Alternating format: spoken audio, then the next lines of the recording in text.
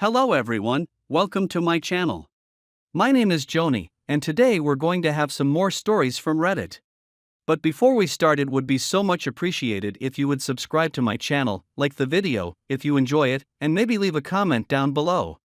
These simple clicks would mean a lot to the future of this channel and really reward the effort that I put in every day. And now without further, let's go. Now let's get into today's stories to find out what happened. My girlfriend and I had been dating for about 2 years before we broke up. She was somebody I thought I saw a future with, but I am glad that I found out the truth about her before I made a big step committing to her. We met on a dating app originally. Things actually didn't work out with us the first time we were seeing each other. We hooked up a couple of times, but neither of us was ready for a relationship, so we decided to stop seeing each other.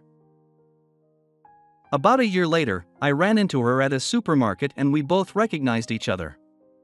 I think during that run-in, we both thought that giving it another chance might be worth it. We started officially dating, and within a couple of weeks, we were committed to each other. I introduced her to my family about 6 months into our relationship and they all loved her. They thought she was exactly what I had been looking for in a partner, and I agreed with them. About a year into my relationship with my girlfriend, my parents got a divorce. It was difficult for me to comprehend why they were getting a divorce, but I was an adult and I wanted both of them to be happy. If ending their marriage was what was best for them, then so be it. Even though they were getting a divorce, they still remained cordial with each other, at least around other family members, so we could have holidays as we normally did. My mom started dating somebody shortly after the divorce was finalized and she eloped with him. I guess he was technically my stepfather. After my mother got married to him, she called my sister and me to come over for dinner and meet the new guy. My girlfriend was close to the family, so she came along too. I thought he seemed nice, there weren't any glaring red flags that I was worried about. My mom lived about 3 hours away from me, so whenever I visited her I normally stayed the night in my old bedroom. My girlfriend slept there with me that night. There was a point where I noticed she wasn't in bed, but she was the kind of person who frequently got up in the middle of the night to go to the bathroom, so I didn't think too much of it. I'd normally stay for breakfast with my mom after I slept over at her house. But in the morning my girlfriend was rushing me out. She didn't explain why, but she just needed to leave. I ended up doing what she said and saying goodbye to my mom before breakfast. When I asked my girlfriend about why she was in such a hurry, she just told me that she had a nightmare and needed to leave because she felt weird being there. Several months passed and we were getting ready to plan for Thanksgiving. My dad had just moved into a new house and was settling down, so he wanted to host. Because we were all still a family and we all wanted to be together on the holidays, my mother planned on coming to Thanksgiving with her new husband. My father was cool with it, and he was prepared for everything that might come. So they didn't have to make the drive in the morning. I invited my mother and stepfather to come stay at my house the night before. They arrived Wednesday night and we had a nice dinner together. And caught up after not having seen each other for a few weeks. Throughout the dinner, I noticed that my girlfriend was very quiet.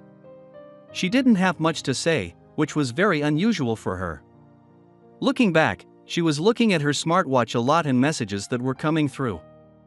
Knowing Lionel now, my stepfather was on his phone a lot messaging someone. I didn't have any reason to assume he was texting her at the time, but I know now that he was. I asked her if everything was all right after dinner while we were cleaning up, and she told me that she had just come down with a headache. Shortly after dinner, she excused herself to lie down because of it. That left me alone with my mother and new stepfather to chat about life. We put on a movie and about 15 minutes into it, my stepfather yawned and made a big thing about being tired and wanting to get ready for bed. My mother told him that she'd been wanting to see the movie and told him to go ahead without her. He announced that he was going to get in the shower and then go to sleep. I didn't think twice about it. After the movie, I went back to my room to go to sleep with my girlfriend. We left in the morning in a hurry and drove over to my father's house. I realized shortly after that I had forgotten 2 pans that I promised my dad that I was going to bring for him to borrow. I told everybody else that I would just run back really quick to my house and grab them. I drove home and ran into the kitchen to grab the pan. While I was there, I went into my bedroom to use the bathroom really quickly. While I was there, I heard some buzzing in the bedroom and didn't know what it was. When I got out, I saw that my girlfriend's watch was on the charger by the bed. She took it with her everywhere, so I was surprised that she left it behind, but we left in such a rush that I didn't think too much about it. I figured I would grab it for her and bring it to my dad's house so she could have it. When I took it off the charger, I saw that the first notification that was on it was a text message from my stepfather. Right away that drew some suspicion for me. I didn't know why they would have been texting each other. I opened the message to see what it was and I was completely floored by it. I couldn't see a message history on the watch, but it was an overtly sexual message. I honestly felt dizzy after I read it, like I was going to pass out from the shock of it all. I knew that my girlfriend had a messaging app on her computer that was linked to her phone so she could discreetly send text messages while she was working. So I grabbed a laptop and tried to see if I could find anything on it. It wasn't a complete history of text messages. I could tell that those messages were separate from the ones on her phone, though I did still find some interesting things. The biggest thing was that she was sending explicit messages to my stepfather while she was at work. Apparently, it was something that both of them were very attracted to. They seemed to like the idea of doing something that they shouldn't while they were working. There were pictures sent of my girlfriend lifting up her shirt and exposing herself from her computer camera, as well as pictures of my stepfather from under the desk in his office. Essentially, they were spending a lot of time at work sexting instead of working. As soon as I saw everything, I knew that there wasn't a chance in hell that I would be staying with my girlfriend, so I took some screenshots from her messages and emailed them to myself. I wanted to have those as an auction to get a little revenge on them, both for what they did. I went over to my dad's house, trying to think about what I was going to do on the drive there. My girlfriend's watch kept buzzing from messages my stepfather sent her. From what I could gather, they were trying to figure out a way to sneak off together to hook up. Part of me wanted to go into the dinner and expose both of them right away, but another part wanted to make sure I humiliated them. I got there, and I decided that holding onto my girlfriend's watch and waiting to see what happened would be the best idea. I pretended like everything was normal when I walked in. Every time her watch buzzed, I discreetly looked at it to see what the messages were. Honestly, I was a little bit grossed out about the things Stan was saying to her. It seemed like they had some kind of dom-sub thing going on, which was strange because my girlfriend never expressed interest in anything like that. He just kept telling her to do things and a few minutes later, she would do what he said. It was bizarre. We had dinner, and I was noticeably quiet during it. Sitting across from my girlfriend like nothing was happening was painful, but I did it. My stepdad sent her a message halfway through dinner that I took a quick peek at. He told her to meet him in my car after dinner. I planned on making sure everybody knew about what was happening. We all enjoyed the rest of our dinner and had some light conversation. When we were all done, we gathered in my father's living room and turned on the game. My mother and father were actually getting along very well, better than I thought they would initially. They were laughing with each other and sharing a lot of memories. My girlfriend told everybody that she needed some fresh air and was going to stretch her legs outside. I offered to go with her knowing that she was going to have to turn me down, and she just said that she wanted some time alone.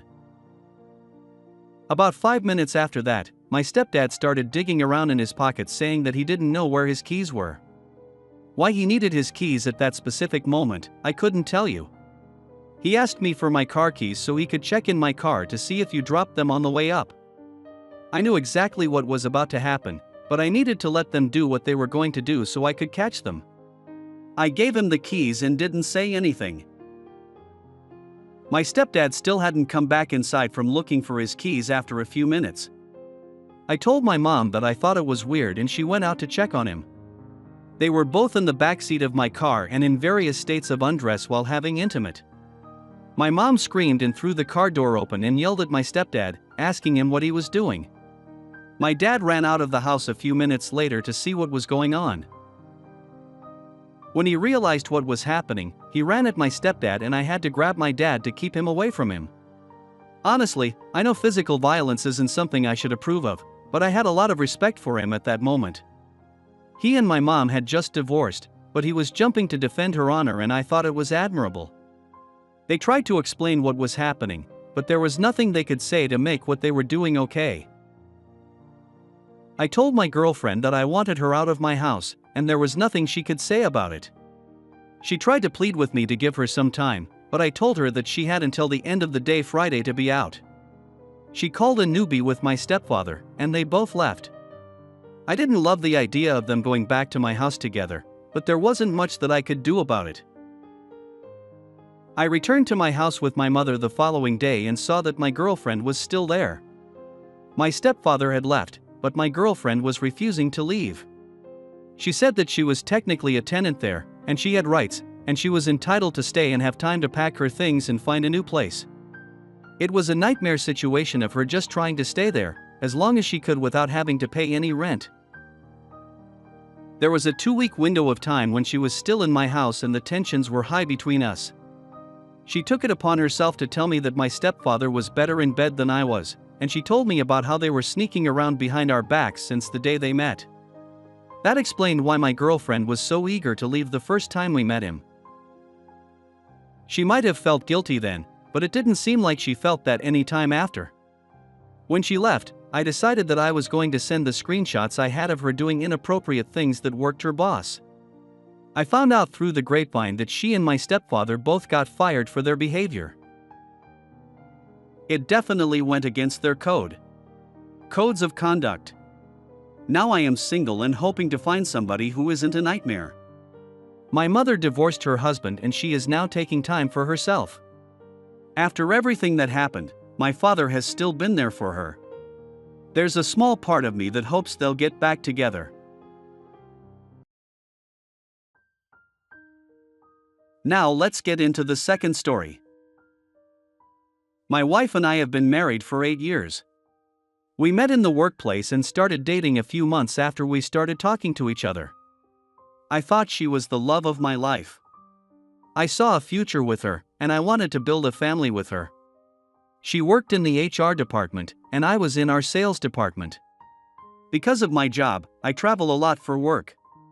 It was a perk that I really loved until I met her. I hated the times that I had to go away and leave her back home all by herself. We got married after 2 years of dating, and we were working on building our dream home from the ground up. We found a plot of land and decided that instead of looking for a house and remodeling it to fit what we wanted, it would be better to just do it ourselves. It was a big endeavor, and it was stressful at times, but we didn't regret it for a second. We hired a project manager, we'll call him Cliff. He was a jack of all trades when it came to construction work. He knew every type of person we needed to get the house up and running. I made really good money, and I was at the top of my field.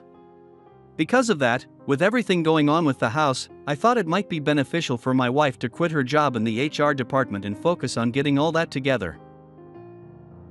We agreed that she would quit and focus on building the house. She was spending a lot of time with Cliff, which I didn't think much about because he was about 20 years older than her and married.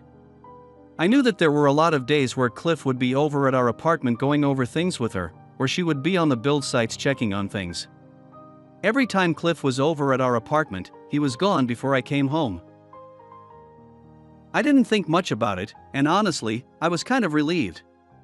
The last thing I wanted to do after a long day at work was go home and make small talk with someone I barely knew.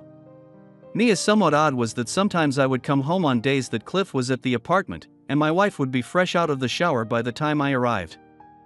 I never said anything about it, but I thought it was strange. Looking back, I realized that she was likely showering after sleeping with him.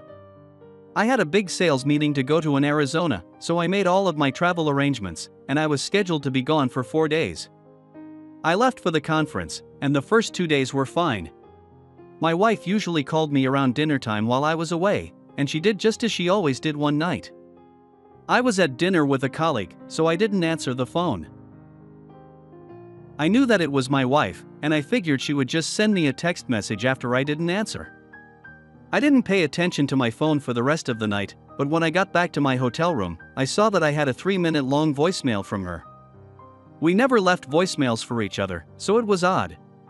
On top of that, it was 3 minutes long. I have never seen a voicemail that long in my entire life. I listened to it and was pretty surprised about what I heard. At first, it was just some jumbled noises in the background, and I thought maybe she put the phone in her pockets and was just walking around the house. I almost stopped and deleted it, but then I saw the transcript. There were some indications that she might have been having a conversation with someone, so my curiosity got the better of me and I listened to it. I heard a voice that I immediately recognized as Cliff's not far away from the phone. He asked if I answered, and my wife said that I didn't. He asked her how long he had to wait until he could touch her again, and she told him that since he hadn't answered her call, she wouldn't answer mine. It was quiet on the other end for the most part, but I heard an occasional moan from my wife. Toward the end of the voicemail, Cliff said something that indicated that he had performed some kind of sexual act on my wife during the voicemail recording. They both proceeded to tell each other very dirty things, and then the voicemail cut off. I was beyond shocked at what happened, and I immediately changed my flight time to leave the following morning.